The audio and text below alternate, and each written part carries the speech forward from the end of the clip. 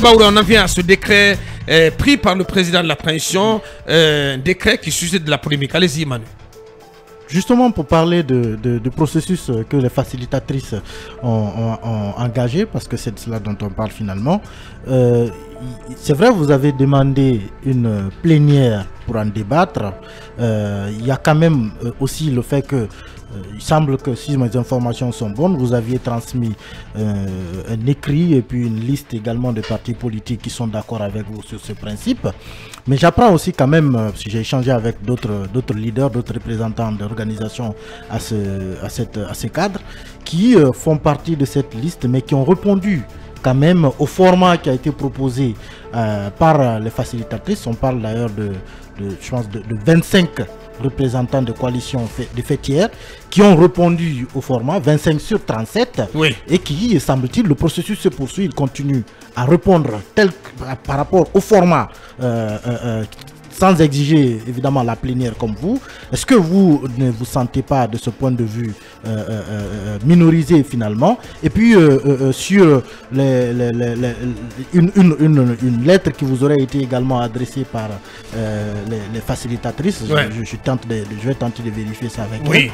Est-ce que c'est vrai qu'on vous a demandé au final, puisque 25 des 37 ont répondu, de réactualiser votre liste revendicative? Bon, je pense que ça, c'est une démarche qui ne sied pas à la situation.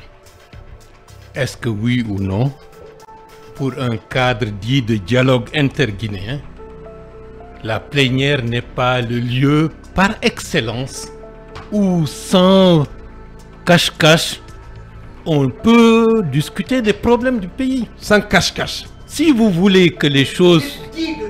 Oui, parce qu'à partir de ce moment-là, si vous voulez que je rencontre Talibé en catimini, que je rencontre Boubacar par ailleurs, Mamadouri à côté, mais où est le dialogue? Un dialogue, la concertation, c'est lorsqu'on se retrouve autour de la table. Je pouvais avoir une idée, mais en vous écoutant, je peux me dire, tiens, ce qu'il dit est pertinent. Ouais. Ça peut me faire évoluer. C'est comme ça qu'on crée des lignes de consensus dans le cadre d'un processus qui veut être constructif et positif. Bien. Mais si on veut figer les choses et créer des blocs l'un contre l'autre, je pense que c'est la meilleure, c'est la plus mauvaise manière. Vous pensez que c'est l'intention de... Vous pensez que c'est l'intention de faciliter? Non, je leur dis, la meilleure manière de régler les problèmes, c'est de se retrouver autour de l'arbre à palabre, tous ensemble, de manière claire et nette, pour se dire la vérité face à face et chacun dise ce que... Vous pensez qu'il y a une manœuvre qui consiste à vous dresser les uns contre les autres? Ceux qui... De certaines fêtières qui étaient d'accord avec vous sur la revendication de la plénière, mais qui ont quand même répondu au format actuel. Ce qu'on discute, c'est l'avenir de la Guinée, sa stabilité, sa sécurité et la possibilité pour les Guinéens de pouvoir gérer nos affaires les plus basiques dans le calme, la dignité et la stabilité. C'est ça qui est en jeu. Ce n'est pas tel a fait, tel a signé. Non. La question de la décentralisation, elle est essentielle. Ouais. La question des chefs de quartier et des présidents de district, en 2017, j'avais également fait une note au gouvernement de l'époque où je leur disais ce que vous êtes en train de faire est mauvais parce que ça va créer des problèmes lorsque vous politisez les quartiers. Laissez les populations s'autogérer à travers des conseils de quartier, que les sages, que les notables de quartier, que les associations des jeunes, des femmes se retrouvent de manière, j'allais dire, autonome et de manière consensuelle, élire ou désigne par consensus les éléments constitutifs de leur conseil de quartier. Donc vous êtes en faveur de quel mode de désignation? Un accord a été... C'est-à-dire... Vous êtes vent debout contre le décret pris par le président? Non, c'est pas... Le décret dans sa forme a souffert d'un déficit de pédagogie, d'un déficit d'information au préalable pour indiquer les motivations. Mais lorsque... D'information auprès de vous? Entre autres. Mais... il y a des éléments qui sont positifs. Parce que lorsque vous écoutez le ministre de l'administration du territoire par la suite, ce que j'ai dit par rapport à ce que j'avais proposé en 2017, les choses sont presque les mêmes. Au Sénégal, c'est la même procédure. On n'invente pas la roue. C'est quoi là cette procédure? La procédure au Sénégal, par exemple, dans un quartier X, les notables sont convoqués, les sages sont convoqués, les personnalités marquantes qui ont atteint un certain âge, par exemple des anciens magistrats, des anciens administrateurs civils qui habitent le quartier, sont convoqués, les jeunes, les femmes, les associations professionnelles du quartier, les personnes ressources du quartier se retrouvent dans une assemblée délibérative. C'est à ce moment-là qu'ils désignent le conseil de quartier en disant « nous choisissons tel pour être le conseil de quartier ». Cette liste est transmise soit au maire ou soit aux autorités administratives pour une simple validation. Bien. Donc, ce n'est pas une nomination. Ni une élection. Ce n'est pas aussi une élection. Indirecte, comme ça a été en tout cas voulu dans le décret, dans la loi organique révisée de 2017. Donc, alors que la loi révisée de 2017 dit chaque parti, dans le cadre des élections communales de 2018, qui est majoritaire dans tel quartier, c'est lui qui nomme le chef de quartier. Pourquoi j'avais dit que j'étais contre? Par exemple, prenez les quartiers historiques. Je prends, par exemple, Kaporo. Lambaye, prenez Lambaye. Non, Kaporo. Je prends Kaporo. Voilà. Est-ce que vous pensez qu'il est raisonnable à Kaporo que le conseil de quartier, qu'un personnage, parce que son parti est majoritaire dans le quartier, soit élu chef de quartier, alors qu'on oublie qu'il y a une histoire, qu'il y a des cultures traditionnelles, qu'il y a des peuplements anciens qui méritent de figurer en bonne et due forme dans le conseil de quartier. Si vous ne prenez pas en compte cela, qu'est-ce qui va arriver? En basse-côte et en forêt, vous allez créer des tensions et des problèmes. C'est la raison pour laquelle, sur le principe, le fait d'abroger cette disposition... Cette loi électorale, moi, j'ai dit que c'est une bonne chose, mais il y a la manière. C'est une loi et un décret ne peut pas modifier ou changer une loi. Il faut respecter le parallélisme. Le CNT entre en ligne de compte dans la mise en place, dans le vote de nouveaux codes de collectivités. Est-ce que ça veut dire qu'il n'y avait pas urgence à prendre un tel décret, d'autant que le toilettage du code électoral arrive bientôt? Donc, maintenant, c'est ça que le ministre de l'administration du territoire peut-être pourra expliquer, parce que je ne vois pas pourquoi, comme ça, ce décret est tombé. Alors que si on avait pris en compte l'ensemble de la problématique concernant ce qu'il faut faire pour la décentralisation et pour les collectivités locales, je pense qu'il y aurait eu une autre approche. Donc ça veut dire que vous avez eu les mêmes tuyaux, les mêmes infos, comme quoi le projet de décret est parti du ministère de l'administration du territoire à côté du palais, jusqu'au palais directement, en bypassant le CNT. Bon, je pense que le décret, vous savez, le gouvernement travaille par le biais du décret. Donc, ça vient du ministère sectoriel vers la présidence qui appose la signature. Sans passer par le CNT dont vous avez parlé. Pourquoi, M. Ba, aviez-vous esquivé cette question lors du dialogue? Non, lors du dialogue. Ça n'a pas été esquivé. Non, lors du dialogue. Le rapport en parle. Lors du dialogue, il a été constaté que la question élection des chefs de quartier ou une assemblée délibérative pour faire émerger un conseil de quartier, c'était des questions toutes neuves qui méritaient des approfondissements pour que tout le monde ait la même lecture. Et comme vous le savez, c'est tellement compliqué, ça suscite tellement de problèmes que pour ne pas allonger le processus de la transition, la question a été mise de côté en disant laissons au texte organique de définir le mode de désignation des conseils de quartier et de présidents des districts par la suite. Mais donc l'ajustement actuel avec ce décret, bon, il faut que les autorités nous expliquent. Mais ce n'est pas ça le vrai problème. Le vrai problème, il faut revoir le mode de fonctionnement. Lorsque vous vous concertez, on commet moins d'erreurs lorsqu'il y a concertation. Lorsque chacun s'enferme et fait comme de tête basse et fait des choses Et puis, c'est lorsque le décret est sorti que les gens sont au courant. S'il n'y a pas une préparation, s'il n'y a pas eu des échanges de manière large sur le plan juridique, sur le plan de la pertinence politique de le faire maintenant, s'il n'y a pas eu tout ça avec des acteurs qui sont relativement neutres et distancés par rapport aux intérêts politiques partisans, il va de soi, il y aura des erreurs. Bien, on a retrouvé le rapport du dialogue interguinéen de novembre-décembre 2022 au point 7, donc relatif à l'organisation des élections locales. Il est recommandé, voilà, on tombe sur les recommandations. Premièrement, exiger le choix des têtes de liste comme maire et indiquer que le bureau du conseil communal soit constitué au prorata des résultats détenus par liste des candidatures. 2. Tenir la première session du conseil communal à la suite d'un arrêté du ministre en charge de l'administration du territoire, de la décentralisation, au plus tard 30 jours ouvrés après la proclamation des résultats définitifs des élections communales. 3. Élire les conseillers régionaux au suffrage indirect pour un mandat de 5 ans renouvelable. 4. Élire les membres du conseil de quartier et de district. Élire.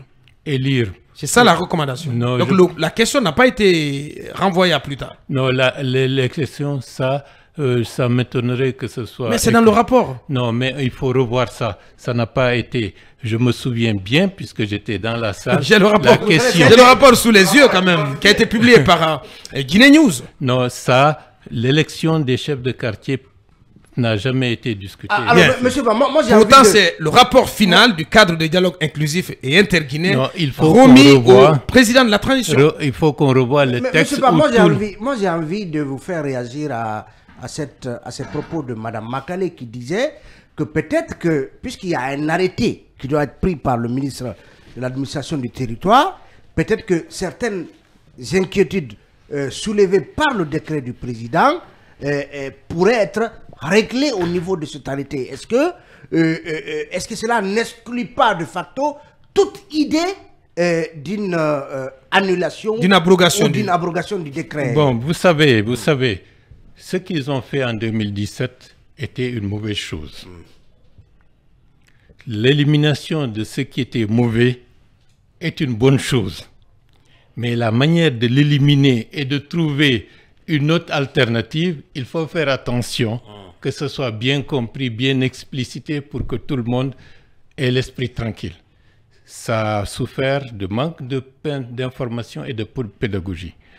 Il est possible que l'arrêté puisse redéfinir et clarifier. Lorsque vous dites dans un décret « nomme », en Guinée, on comprend, vous prenez, je prends Talibé, je le nomme. Vous choisissez vous-même, vous évoluez. Oui. Mais lorsque vous dites dans le décret, vous validez une proposition délibérative consignée par les populations sur le plan local, ça change la donne. Ça change la donne, sincèrement. Ouais. Donc, l'arrêté que le ministre de l'administration du territoire, en mettant de côté les aspects institutionnels, juridiques qu'on peut apposer au fait qu'un décret abroge une disposition d'une loi, l'arrêté pourrait calmer les choses. Mais ce qui est plus prudent, plus intéressant... Il faut réviser le décret. Ce qui est plus prudent et parce que plus le décret sage... parle de nomination, vous parlez de validation. Bien sûr. Ce qui est plus prudent et plus sage, cette question doit être laissée à la loi dans le cadre du code de collectivité et de la loi concernant la décentralisation. Donc en clair, si on vous suit très bien, le décret du président de la transition doit être rapporté. Il faut légiférer. C'est plus important de le faire. C'est plus sage. C'est plus sage et c'est plus juridiquement aussi. Soutenable. C'est plus logique Ouais. pour vice de forme de le mettre de côté et que le processus législatif suit correctement sa marche. Si cela n'est pas fait, qu'est-ce que vous allez faire? Non, bon, je pense que les uns et les autres doivent faire preuve de sagesse et de responsabilité. Tout ce qui peut amener la Guinée dans une situation de conflit inutile, il faut mettre de côté. Bien. Oui. L'initiative de Makale. Si tu permets, une dernière question. L'initiative, par rapport à ça, je veux être clair. Oui. Les facilitatrices, nous n'avons rien contre. Mais nous avons constaté qu'il y a un déficit dans la manière dont le dialogue interguinéen est géré actuellement. Les plénières avec les responsables des fêtière de la société civile et des présidents des coalitions politiques est une nécessité absolue, mais vous ne pouvez pas conduire une transition où vous mettez les présidents des coalitions politiques en dehors. Ils ne sont ni membres du comité permanent, ni membres du comité de suivi. Vous dites qu'ils n'étaient pas là. Mais ils ont envoyé des cadres pour les représenter et après vous les éliminez dans l'ensemble du processus. Comment vous pouvez parler de véritable concertation et de véritable dialogue? S'il y a problème, s'il faut convaincre l'opinion, s'il faut parler à la communauté internationale, c'est les premiers responsables qui sont sur le devant de la scène. Bien entendu. Quoi qu'on dise, l'UDRG ou l'ADRG, s'il y a problème, c'est moi que les gens vont dire. Monsieur Bahouri, où est-ce que vous étiez? Très bien. Qu'est-ce que vous avez dit? Bien. Si je ne suis pas au courant, je ne suis pas impliqué pour dire au gouvernement cette approche est mauvaise, ou accélérons, ou faisons comme ça, il va de soi que je ne pourrai pas maintenir ma capacité de convaincre et de crédibiliser ce que je pense, et ça c'est essentiel pour l'homme politique. Une manifestation des forces vives de Guinée, M. Bahouri. À un moment, il avait initié des rencontres avec justement les leaders de coalitions pour parler de l'évolution du processus. Est-ce que ces rencontres se poursuivent ou bien elles sont restées feu de paille? Non, la première a eu lieu vers le 26 avril. Depuis lors, il n'y en a pas eu. Le 14 juillet, le ministre de l'administration du territoire a invité les présidents des coalitions politiques. On s'est retrouvés. C'est à ce moment-là qu'il a distribué le document qui fait référence au financement de l'ensemble du chronogramme. Mais en dehors de ça, il n'y a plus rien eu d'autre. Il faut que les choses soient institutionnalisées pour que chacun sache à partir de quand une décision pourrait être validée et poursuivie. Mais si vous faites fi de tout cela, vous prenez certains qui peuvent parler haut et fort pour crier à gauche et à droite, vous les envoyez à Abuja, qu'ils parlent au nom du cadre de dialogue, et en fin de compte, qui engagent tout le monde sur des bases qui ne sont pas concertées. Il va de soi que ça ne marchera pas. Vous faites référence au bloc de Brahmasoli Diallo. Donc, Brahmasoli Diallo qui vous attaque, qui attaque les autres, qui estime que votre pensée n'est pas leur pensée. Heureusement que la conférence existe, mais ne risque-t-elle pas de voler un éclat avec cette politique divisée pour rien désormais instituée pour les rencontres? C'est la raison pour laquelle nous demandons aux facilitatrices de revenir à la raison, de mettre en avant l'intérêt du cadre globalement et de ne pas avoir un parti pris entre tel ceci, tel cela, mais que la démarche et le management du processus soit un management participatif, transparent, équitable et qui permet de faire avancer les idées et le processus. C'est dans l'intérêt de la Guinée. Si on ne fait pas ça, il n'y aura pas de rassemblement. C'est l'une des valeurs du CNRD. Je pense que voilà, la coupe est pleine. C'était M. Bahouri, président du parti UDRG, de la coalition ADRG. Voilà, je vois Basekou jubiler, ce qu'il est vraiment servi en tout cas, parce qu'il en a toujours contre les facilitatrices. Allez, grand merci à vous tous, merci à notre invité M. Bahouri qui a été en tout cas de nouveau à la hauteur de nos attentes. Merci à vous tous qui nous avez suivis aux quatre coins du monde. Restez sous FM, le programme continue, Mohamed Ba et sa team dans Guitindre, le débat en langue poulard, et un peu plus tard c'est Film Meeting. Demain, nous serons ensemble, parce qu'à l'absence de Mamadouri qui prendra la direction d'Abidjan. Prenez soin de vous. À demain. Au revoir.